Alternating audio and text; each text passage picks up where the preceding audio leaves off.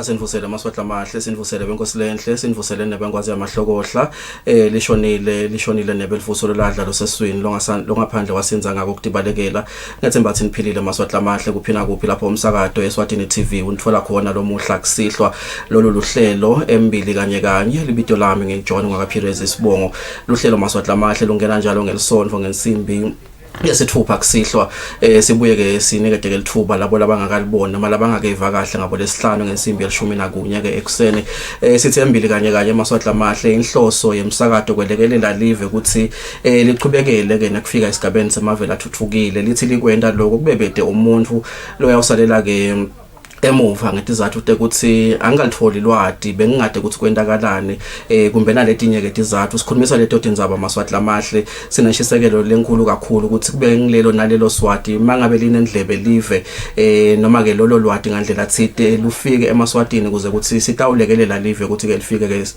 esigabeni esawo ke emavela athuthukile ngithi ngingakangeni ke enzabeni lesitayikhulumisa lo muhla kube netinto lengidibonako lengidiphawulako lehlelweni lengibonako futhi nanato tikhinyabeda lokuya Embili Kanye Kanye ke silive lababukela lo hlelo ngethemba ukuthi batawukhumbula lokuthi lenvo lengidawuyisho namuhla ngiyabona mangabe kungaseko kwesithathu kutaba kwesine imigwaqo yelive amaswahla amahle iyenyanyeka angathi lokuthi kubangwa yini sakha ema-highway lamahle sakha emahhotela lamahle bese laceleni kwalama hotela noma kulawo maruthi lawo ukhanze ukuthi sisaphatheke emaphepha umuntu ke uyadibuda lokuthi ngabe senda ini mangabe sithi sidakubeka takhiwo letigcamile kodwa emaswati asaveta emaphepha ngemafastelo etimotolo ngemabhasi nalokwa and you ask yourself also the communities around those places labukela lawo maphepha lawo where is the pride of those neighborhoods and those communities. And I do want to challenge everyone today to say we have a responsibility to make sure ukuthi le live labadzala bathi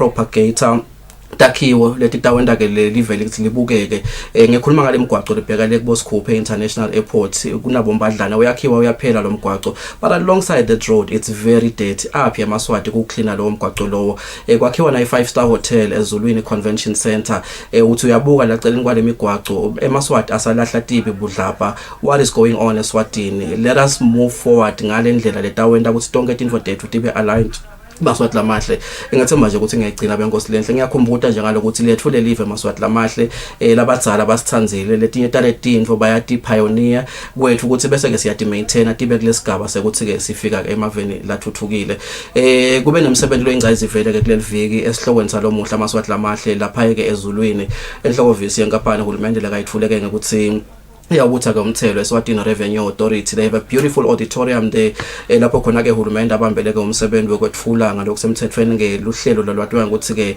iEswatini Trade Information Portal. Sitawukhulumisa leyo ndzaba leyo maswahla amahle lolo hlelo lolo luhlose kwelekelela live lakithi ukuthi lithengiselane kangcono nalamanye ke emave luthengiselane ke thina futhi sodvana ekhaya ke Eswatini tinvo lebethi sigongonya itolo mawufuna ke kwenta ke business noma ke tekuthengiselana. What we are going to be discussing here today is going to help Eswatini to appreciate the efforts that the government of the Kingdom of Eswatini has made to make sure ukuthi tekuthengiselana both locally and internationally tibake balula ngendlela lesimanga lo msebenzi ke wavulwa ngalokusemthethweni ngumhlonishwa Ndvunankulu nguAmbrose Mandvulo Dlamini kodwa ke studio nginabothathe lababili labasebenzile ke babuka lo msebenzi we-Trade Information Portal ukuthi uqale uze ufike ekugcineni kude ke utawufika esigabeni lapho khona ke emaswati atawukhona ke kusebenzisa ngasekudla sami ngukhethiwe Dlamini inkosi angikubingelele ngikuphe ithuba lekuvusela emaswati. Sivusele emaswatini siyavusela babe Pires. Sibonga kakhulu Nkosi ngu-project manager lona maswahla amahle nguyele bekabukela ukuthi le project ye Trade Information Portal iqale isukume izigcina ifike leso sigaba leso lapha ngesheya bekunene ngina bethusile wakavila kati phephetha ngikubingelele ngikuphe ithuba lekuvusela emaswati. Sivusele Svenza Kangwane sivusele nakuwe Mr Paris. Sibonga kakhulu phephethe bekunene ke lo thathe nguyelo bekabuke kakhulu ukuthi sister ukhanza ini la ngekhathi kuye le portal nakule bakubita ngesilumbi ukuthi ngu-content manager wayo le portal bethusile khethiwe live lakithi nga-2016 la ratifya sivumelwano lesathiwa ukuthi i-Trade Facilitation Agreement ngaphansi kwenhlangano yetekuthengiselana yakamhlaba i-World Trade Organization. Ungasichazela nje kafishane ukuthi sithini lesivumelwano lekungisona sigcine siletha kutalwa kwale portal esikhulumisako namuhla i-Trade Eswatini Trade Information Portal. Siyabonga kakhulu. Kusho ukuthi i-trade facilitation agreement isivumelwano lesaqala ukuthi ngithwa sathatha isikhathi leside nje impela kwaze kwaphethwa nga-2013 lapho emave khona avumelana ukuthi cha seyingakhona kusetshenziswa ngemave. Ifika nje i-trade facilitation agreement emave sekabonile ukuthi siyacucudelwa ukuthi singemave siproduce timfo sithengiselane, kepha inkinga lekhona kudulile noma ngabe ungisomabhizinisi sowunayo le product yakho kuyihambisa kuyoyifikisa lela lapho ufuna ukuthengisa khona. Ngidawubekisa nje sinashukela lesimthengisa kubo Europe lesimthengisa kubo USA, but kumsusa la kangwane ayofika la lapho utholele icustomer khona kudula nge-financial depends kudule ngesikhathi losithatha ko ungisomabhizinisi so lo uhambisa lesikhathi kungaba se documentation ledzingeka kungaba ukuthi naloku uhambisa nje akusiko lula nekuthola ke lwati ukuthi kufuneka ngize ngento enjani kuze ngifikise le product yami lela ngitholele khona le customer. So le trade facilitation agreement iqala lapho ke ukuthi emave atsingitsa lo ukuthi uyathi siyakhona kuproduce timfo tephu but depends nangabe ku agriculture tibolele etindlini because asikhona ukutifikisa la lapho kufuna sithengisele khona ngoba kuyasidulela ema costs maningi kakhulu. So kuze kuvunyelwana ke ngalo 2013 kwekuthi asale emave avumelana kwekuthi kutawuthengiswa njani lula kukhulunywe ke konke kwathingithwa nje isikhathi leside nje impela sekudzingeka ke ukuthi ke maveke ratify ke kusukela 2013 kuze kuyofika ku 2016 nathi si ratify solo ke maveke cha sekayavuma ukuthi no siyavuma ukuthi nathi sitawuhlanganyela nalamanye mave ukuthi sinciphise documentation ukuthi nasiyothengiselana kungabi kudzingeke 50 wema documents ukuthi uzuhambise timfo takho phinze nasetindleleni ema roadblocks atawuncipha besivuma lokho kahle neyo ukuthi ke lokukhulu kakhulu bekuthiwa i-transparency ukuthi kukonke lokwendako ulive lo munye akakhone kukwati ukuthi imithetho yakho ithini ileya lokuthengiselana kungabi ukuthi Eswatini unemithetho yakhe but uyifihlile labanye abakwati uva sofika egedeni noma sofika kulelo live lokuthi kulukhuni noma awusakhoni lapho so produceile but awusakhoni ukuhambisa le timfo ngoba abongadi ukuthi kufune ukuthi ukuhambise kanjani. So kahle ke le trade facilitation agreement beyiphendula lokho iaddressa lokho nje ukuthi asekube lula ukuthengiselana phela kungabi likhuni kuyakhatha imfo kuphenze kube lukhuni ukutithengisa asithengiselane lula le mithetho nako konke akube sebaleni wonke umuntu akuthole akwadi. Kusiyabonga kakhulu Nkosi.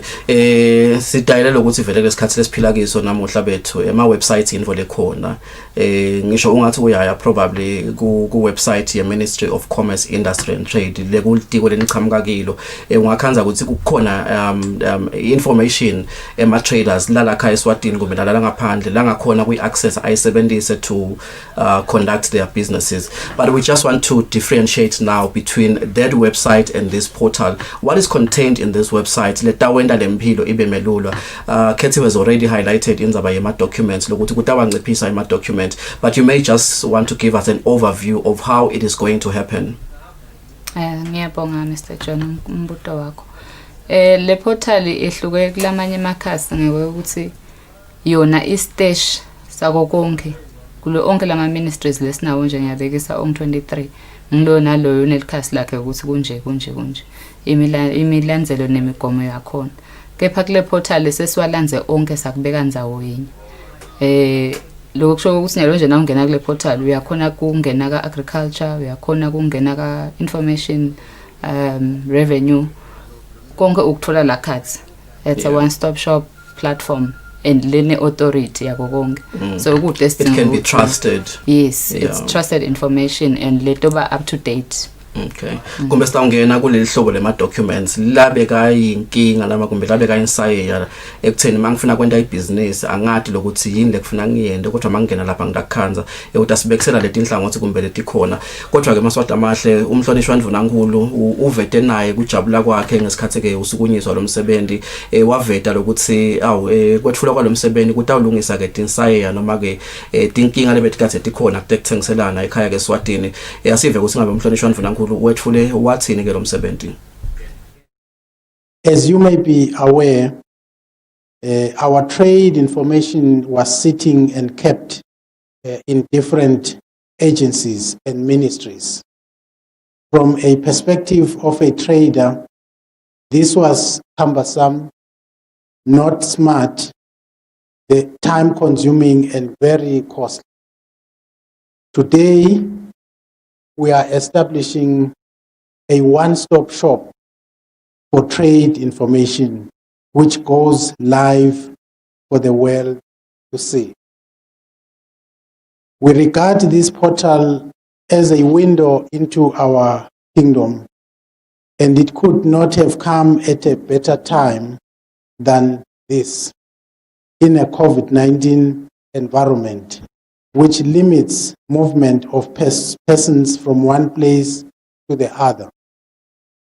The portal concept was born out of a need to make all trade regulatory information easily and readily accessible to the business community, both in Eswatini and beyond our borders.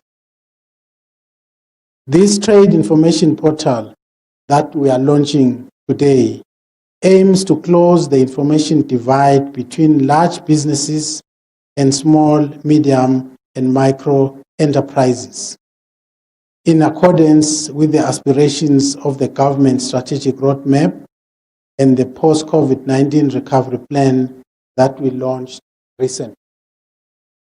It is a key step towards simpler, faster, and lower cost trade facilitation environment where small or big, national or international businesses would have equal access to regulatory information available in a single integrated website.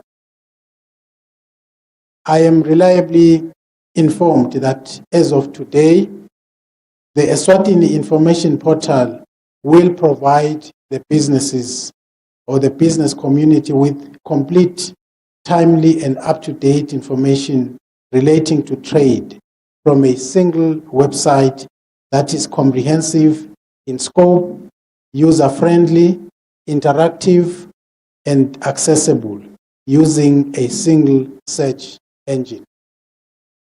It contains more than 430 documents from at least 22 different sources. That is, legal documents, procedures, measures, forms, trade agreements, and other pertinent market intelligence right at our fingers. One can only imagine the amount of stress traders had to go through in searching for this information before the establishment. Umhlonishwa Ndvunankulu maswati amahle loyo emagama la kawakhulumisako ayaqinisekisa ukuthi inkinga lebetikathe ikhona itolo ngetekuthengiselana ngale trade information portal titawuphela noma ke setiveleke tiphelile njengoba ke yaqala ke kuloloma ngalo lesithathu ngalesikhathi ke yethulwa ngalokusemthethweni umhlonishwa Ndvunankulu bethu ukhulumisa ukuthi kutholakala la kule trade information portal 422 ama documents uyabekisa kunema legal documents kunema procedures kunema forms and agreements and all the likes. Let's talk to forms, for instance. Yini lobe kulikhona itolo ngigcwalisa ama form lesekutholakala namuhla sengibekise njengendzaba yekwenda i-trading license or ngifuna ku-apply la kuvula i-company Eswatini. What does this trade information portal say? The trade information portal, the form is easily downloadable. Nekulgcwalisa both in English, well, sisenza singesiwanyalo. For to all finish it up, and then you can either download it back. So mikisale, for example, ga Ministry of Commerce lega wendo akona my trading license. So as usagcwalisa le form, you no longer have to question the question uphinde wabude lapha kithi siphinde sikuphendule if you have ulkhuni bekugcwalisa leli form. Okay. Kune legal documents nakhona lekuthi info lebengicabanga ukuthi kakhulukati etinzabeni dabo foreign direct investment bayafuna lokwati ukuthi ngabe leli vele map etinzabeni te conduct business netemthetho ekhaya Eswatini. Let's talk to the avenue noma the navigation lekhulumisa tinzaba te legal documents latholakala kule portal. Yes, njengoba usho nje different ministries anema sections kuma bills awo noma kuma acts awo la hambisana netekuthengiselana. So kule portal sifaka yonke le bill noma sifaka yonke le act. Uyakhona ke ku move around it because inalama sections uyakhona kuyoklikha kule section le hambisana netekuthengiselana ubuke ukuthi kuhamba njani. So isita le portal ngeyokuthi noma ngabe bowungadi ukuthi kune bill letside kule portal as you navigate around ubuka ukuthi kuyiphi ministry kunani uyakhona kubona ukuthi kangwani ikhona iact lenguthi ikhona ibill lenguthi. So ungaya ke uconze kule section lo ufuna kuyisebenzisa ikakhulu kule tekuthengiselana lamanye ama bills noma emayithi ukhanza ukuthi lo mimfumbe kangeke acabanga ukuthi kunetinzaba tekuthengiselana kuleyo bill noma kuleyo act but akukhona kwanathi nje kunalokusha lesikufunzile lebe singakwadi. Yes, kukhona kula kuma agencies nala kuma ministries. So siyakhona ukuthi ukhona kungena ukufunze ukusebenzise ngaleyo ndlela because as you navigate kule portal asengibekise ufuna ukuthengisa emakota pen utholile customer eTaiwan le makota pen akho avuthiwe so litholile customer senivumelene kuthutala. So ufuna kwadi ke ukuthi kuze ngifikise le makota pen ami le Taiwan ngenda njani uyangena lapha uclick le gama la le kota pen because nalama products nawo a classifyekile uyakhona ukclicka le product yakho itakuta kuvetela ke ma steps lokufune uwathathe kulapho ke market letikhona inzaba yetimakethe nayo ikhona kule portal because sinawo kulista letimakethe ukuthi kakhomesa nangikhomesa nale link silungisa kona lo ukuthi lama links aphelele ukuthi ngikhona ukclicka khomesa ngikhona ukclick agreement ya khomesa leto ngichazela ke ukuthi okay savumelana ngema products la ngikuthi ukuthi singathengiselana lawo ma products kumbe asibhadali bona labo agowa for instance. Yes, nalabo agowa kuyabachaza ukuthi ka agowa kunema products la isavumelana ngawo langaka konke kule portal sitakuthola konke sekulapho ke utawubona konke lama steps ekusile kota pen lakho ukudzinga kunetinzaba tabo phytosanitary letitholakala kubo agriculture letinye tinzaba titholakala kubo health kuhlukahlukene but sebuyaguide manje lokuthi utawuhamba lathi gabanati kuze ukuthi ulipakishe so ungalungiselela kulihambisa. Yes, ama documents akho nanka lo watsingakho. Ngiyabonga lokuthi ubekise because sifuna kwakha lesithombe vele eMaswatini atobona lokuthi itolo bekacabanga lokuthi kuze uyothengisa likota pen eTaiwan kufuna ukuthi kumbe uhambe nalama delegation la eTaiwan mangakahambi lama kota pen sekatawuphelela la emarket ekumahlanya yakhelwe bobani imbambamba le portal bethu. Are we trying to reach out to the international business community or eMaswatini nawo atawukhona kubenefit? Le portal yakhele eMaswati yakhele labangaphandle lesima partnerships trade agreements with ukuthi umuntu nangabe alekhashane akhone kwati imithetho for example yonke lekhona la khaya nokuthi ikakhulu nje lokusikhulumisa the post covid strategy sibuka ukuthi le level tawuchube kanjani. So lo mfunaka se Equatorial Guinea for example kufuna akhone ku access the information ukuthi kangona nangifuna ukuvula business yini lekufuna ngikwende. So instead ukuthi utawubuka ka foreign affairs abuke ka commerce nyalo utovela ngene nje kule portal ayikhanze yonke le information seyikhona khona neMaswati ke lelihlelo leli litasita ukuthi sikhone kwachazela ukuthi awusadzingi kusuka kala vumisa ude embabana njengoba embabana ngikhona la kunencumbi khona yema ministries o la kwendeka khona the paperwork.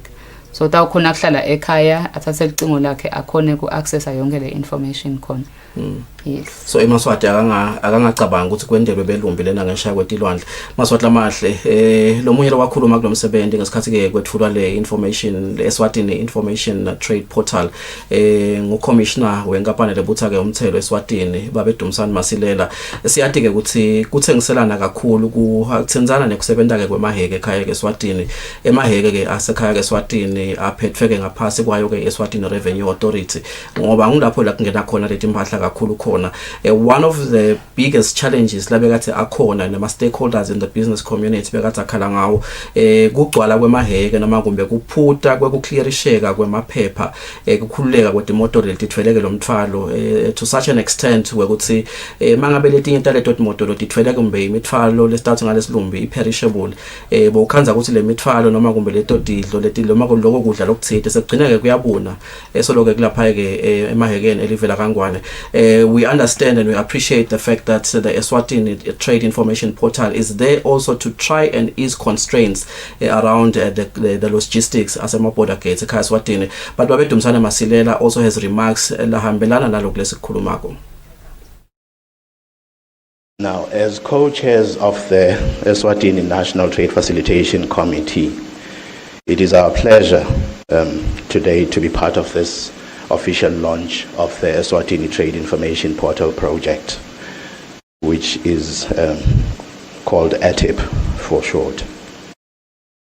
The ATIP is indeed a critical component of a wider trade facilitation agenda, which is focusing on enabling business to grow, enhancing government revenues, and attracting inward investment, which is in turn going to increase employment. It is indeed a great milestone for the Kingdom of Eswatini to launch this single authoritative trade information portal for businesses to easily access online and on demand the information they need at any given time. Ngoba wethumisana Masilela ukhulumisa ke indzaba ukuthi kutawasida ke amabhizinisi kuthola ke lwati lolitsinzana ke nato ke letindzaba leti njengoba sengeke ngathinza Maswati lamahle lokuthi emahekeni kunaleto dinkinga kakhulu, but I don't know Khethiwe ukuthi kukhona nivele lokutawubona bosomabhizinisi lokuthinzana nalokuthi bengifika ngikhanze maloli la ngithene egedeni adelezile noma kumbe la ngi20, you know, sometimes achamuka lapha etulu ngabe ngisanje ngeosho ukuthi usafika nje ubone le line elishona lapha endasi. What was the challenge around ama documents nakuthi ngabe le portal lena kukhona ini lokwakhiwe lokuvumela abosomabhizinisi ukuthi kumbe lesikhathi sibe melula nyalo. Ngivile umhlonishwa nduna ngikhuluma kakhuluma lana uthi this is also meant to fast track trade to minimize the amount of time it takes for us to process the documentation. Is this portal allowing us to do that? Ngiyabonga. Njengoba ngichazile ekuqaleni ngisachaza nje ngale trade facilitation as a whole. Le portal iyingcenye ya the whole trade facilitation agenda kangwane. Lele holwa ngile committee lesithi Trade Facilitation Committee. Kusho ukuthi under that committee kune team kune ma programs la under yona lekafuna ukucondzana na each problem le facewa ngisoma business lokufaka ekhathi kona lo ukuthi ema trucks abe maningi egedeni. So kule portal yona lala ingena khona ngilowe ukuthi utawukhanza kuthi lo munye umuntu usuke ngale truck lalapho asuke khona angakaphelele ama documents. So le portal yona ithi suka lela usuka khona so uyati yonke le information. So wati konke ukuthi kufuna uphathe ini ungafike egedeni kwanze sekukhona lokushodako so umele ukuthi kube khona lokulethako akulethe ngiko lolu bekuye kwenteni nalama trucks agcwane. Futhi ke ngiyathemba Maswati ukukhumbula ukuthi ngaphambilini bosomabhizinisi bebangakhona ukwentana kulesithi clearisha timvotabo bebangakhona ukclearisha online bekufune baze baye egedeni kuze baqalele phasi yonke le process. Get a clearing agent there. Yes. Nyalo SRA naye unendlela lesekakwenda ukuthi ukwende usesehlele ekhaya uqale le process. So thineke nale trade portal sifuna kulinka nako konke ke ledingo, sifuna ukuthi uhlale ekhaya ukuthole kusukela ku information uyiclearisha. So na ungake unake nyalo lama trucks sekayancipha because kwa introducewa lenza baye ku clearisha online. Lokhu ke nyalo sesita nale trade portal sekata uphinze anciphe further because sekude lo tawuthi akevalue wonke umvuso utawuba ne-information lefanako ngoba ngaphambilini futhi bokhanza ukuthi ukufuna uze uye ka-commerce e-office ubuke uhlale embi kwami ungibude ukuthi kufune wendeni kuze uthole le information. Ngalenye la ngitawukhanza mina, ngalenye la ngitawukhanza bethusi lencenye mina ngikutshele lokunye nabethusi la kutshele lokunye. Nyalo we are accessing the same type of information. So sekutawuncipha ke lo ukuthi kube nale confusion emarketeni ukuthi umuphethe ama documents la wrong la manya yashoda.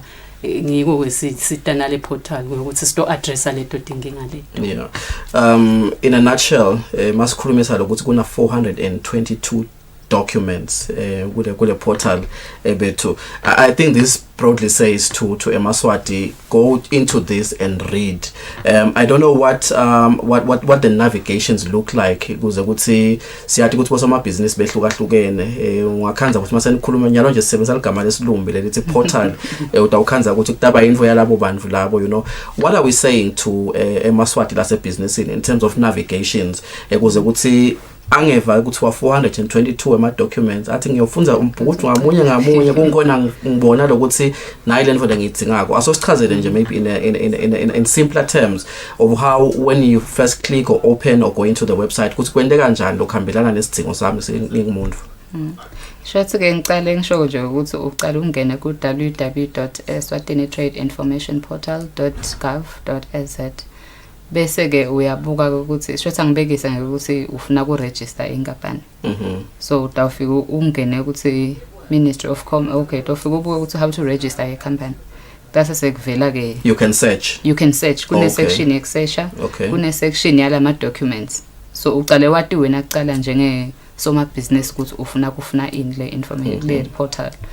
Bese ke uthi ungavula lelo khasi likutshele konke nalama documents ezisowabuka aphinze achazeleke in a diagram form ukuthi uqala la utela utokhona kufollowisha ngoba njengoba nje umhlonishwa ashide ukuthi ama documents maningi aphinze abe ne guideline ngalama drawings ukuthi uqala la uze uyofika egcineni ubhadala la nangabe kumbe ifuna ukuthi salikulinka nalenye iministry ukhanza ilink ovela uyiclick nayo ivele ithathe ikumikise khona.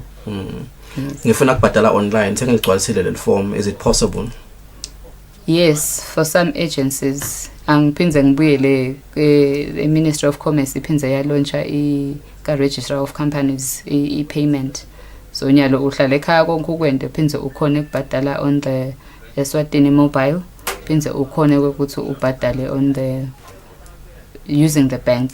Nowe ukuthi uhambe yolayina itolo bobuyela revenue phinze umelanga lonke sokufuna kubhadala. Sekumelula. Yes. Umhlonishwa amancoba Khumalo longena ke minister responsible for the Ministry of Commerce, Industry and Trade ekhaya ke Eswatini lebe ngiyona ke igijimisa lo msebenzi lona ube nama remarks la kabethulile kulomsebenzi lasinekete ke sithombe sekuthi ingabe vele le portal itati ilungisa indle inkinga noma cha ngingajabula ke Maswati ativele lokuthi uthi umhlonishwa ubonene itolo elobe ukuthi inkinga lekacabanga ukuthi ngeke bakhona kwale portal kutawulunga. Before I joined politics, I was working for Coca-Cola, as most of you know. And one of the things we had to do was to export our product. And I remember one case, we had to export product to Mombasa port. And we were doing a value chain analysis as well as an operational excellence improvement program to improve the process of exporting because it was very cumbersome. And when we finished doing the current state analysis, as we called it at the time, we realized, Your Excellency, that to just export something that is made in Matsapa to Mombasa in Eswatini alone, you needed to assemble 165 different documents before it leaves the country. 165, one shipment. And we were doing about 38 shipments a day to various countries in Africa. So we had a whole department that was just doing that level of paperwork. And the amount of inefficiency that this brings to business is amazing. That is one of the main reasons I'm extremely excited about this launch, because not only does it solve inefficiencies, but it really enhances the effectiveness of the business community, because they will spend time, money, and human capital doing things that will add value to their businesses rather than accumulating paperwork. Umhlonishwa Manqoba Khumalo indvuna ilitiko ke leta amabhizinisi nekuthengiselana ekhaya ke Eswatini abekisa ngesimo leka sibona ke itolo la bekatha khona ukuthi kuzeke ukuthi basuse ke umthwalo la kumathapha uye ke kulelinye live eMombasa bekudzingeka ukuthi ke inkampani ihlanganise 165 wemaphepha angathi ukuthi ngabe bekaphela ngelanga honorable minister la umaphepha. It's a lot of documentation, and i-trade information portal yethulwa ngalokho semthethweni ngalesithathu angathi lokuthi lenkampani lekakhuluma ngayo honorable minister ukuthi before the launch of the portal besolo ihlanganisa lamaphepha kanjalo yini nokuthi ngeke kuba khona kwale portal ngabe batawusita kanjani nalabanye futhi labafanana nabo. Thank you.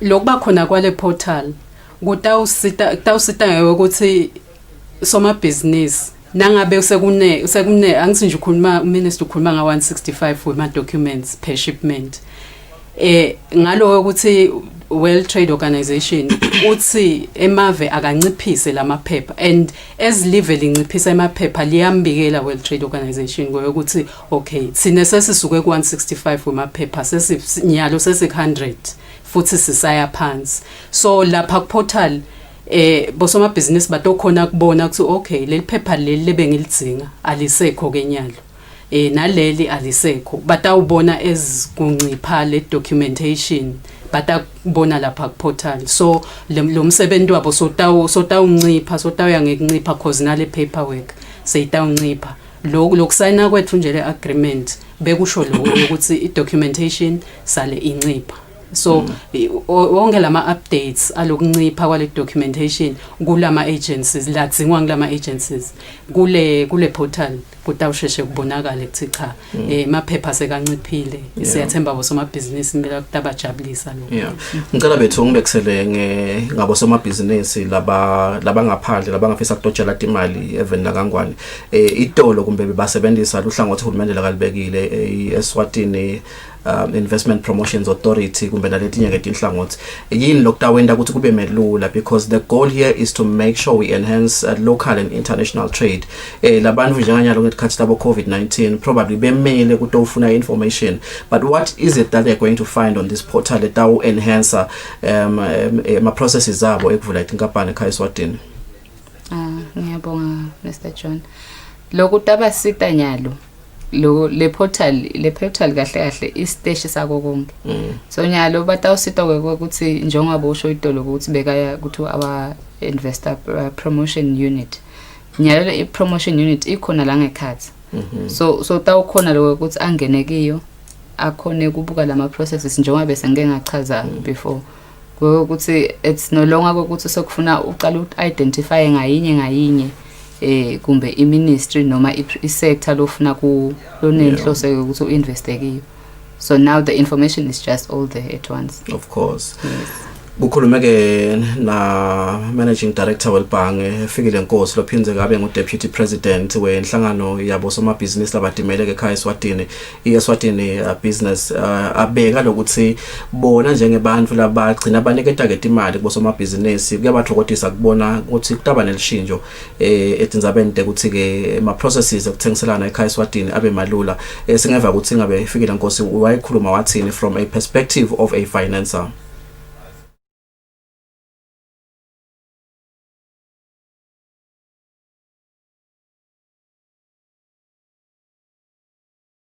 To see trucks at the border parked for days on end, and some of them carrying perishable cargo has always been a cause for grave concern, not only for finances of these goods, but also for the trading companies themselves.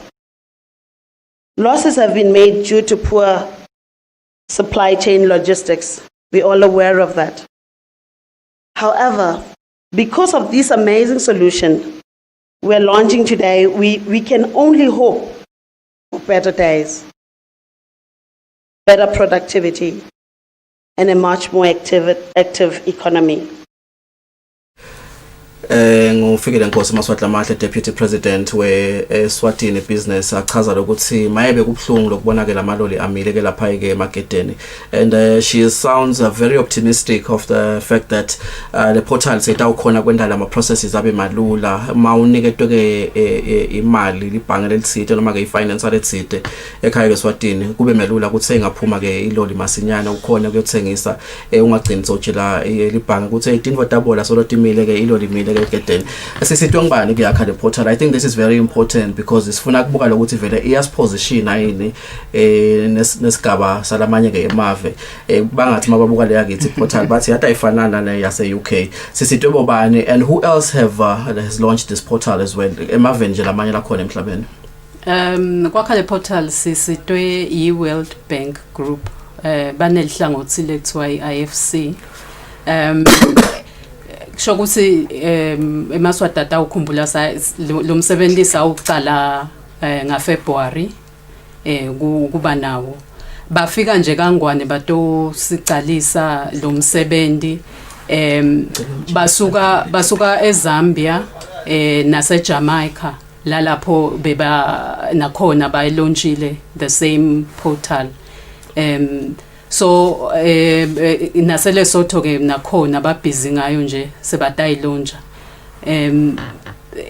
Right now njengoba sesiyicedzile le portal basata ukuchubeka basisite ukuthi sisetlishe down kuyo solo World Bank utawube akhona sisita sisettle kunema consultants aka Ecoris la bawacashile ukuthi asisite kusukela ngaFebruary basinika nemali kude imali okay but bayifakile imali kwenda lo msebenzi benda lo msebenzi sicocile Maswatla Mahle ne baka Facebook Eswatini bamgcoka ke baka Facebook Eswatini bosomabhizinisi bemtsaba ekhaya ke Eswatini baveta ke kuthokota kwabo nabo ngokwakhiwa kwale portal.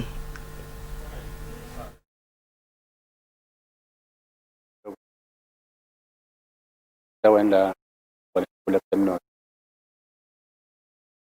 akulu because le program lena ifaka ukole information ngendlela lelula kunaleti indlela betikhona nekusebenta nekwathi ya iphakathi evenda kangwathi hayi mavenda ngaphandle uthola into ukuthi usebenzela kanjani upose kwakhe kube indlela yokuthi konke lokufunako noma uqala ibusiness nayo yonke indlela yonke into tabethila kule portal so umqwa kakhulu the program sekujabulela sekucela sidumisela na uhulumende sidumisela nenkonyama sidumisela nemasevese amaswati nabo smart bonke Eswatini ngoba lo hlangothi lo lutawukhulisa kakhulu kule date emabhizinisi ethengiselana nje ngabe ibengakanani involvement yama stakeholders particularly your organization emshenga kwendeni isiqiniseko ukuthi le portal ikhulumisa ithengo tabo somabhizinisi ibe khona kakhulu because nabayicala basidinza vele sakhona ku contribute even ukuthi le portal ifuna ime kanjani nekuthi si understand kangakanani nekuthi sisekela kangakanani why si support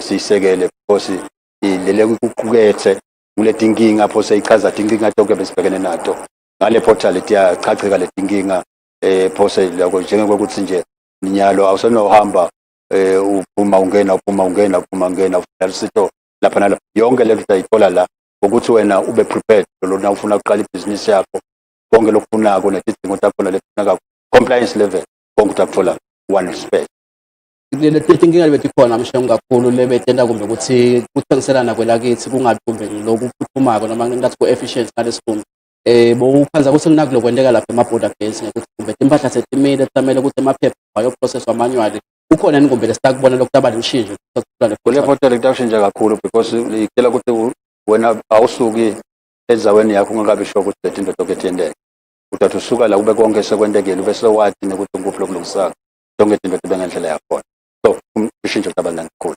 siyabonga kakhulu kuba nazo siyabonga Ngiba Hezekiel Mabuza we excited kakhulu ukuthi sekutaba melula bosomabhizinisi impahla ngeke tisahlala kakhulu kemarketeni sibheka phi bethu Kethiwe masisuka la seyilonchiwe le portal sibheke ukuthi ema consumers ataba kanjani. And I think one of the remarks or the things that was raised by umshengo makakhuluma lendasi yenza baye ukuthi sikhangisa kanjani le portal ukuthi yatiwe. Ngiyakhumbula ukuthi inzaba taba covid le auditorium bese ngafiki ku 100 kungenteka yagcina ivonga labang 100 ebebalena emaswati atawuyati njani umhlaba utawuyati njani.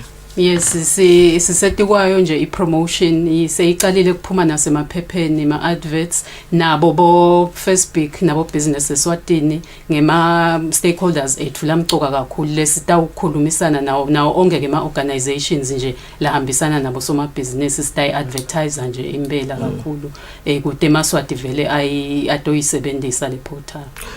Sithe qoqoda amaswati amahle bese sibuya siyavalelisa nabo ke bothathele nginabo ke studio. Umhlonishwa Ndvunankulu la waveta info lemcoka kakhulu ngicabanga ukuthi noma ngabe sesiyethulile siveta ke kuthokota kwethu ngayo uma kungendeki nakule kakusho umhlonishwa Ndvunankulu itaba nenkinga angeke ikwende lokhu yakhelwe kona.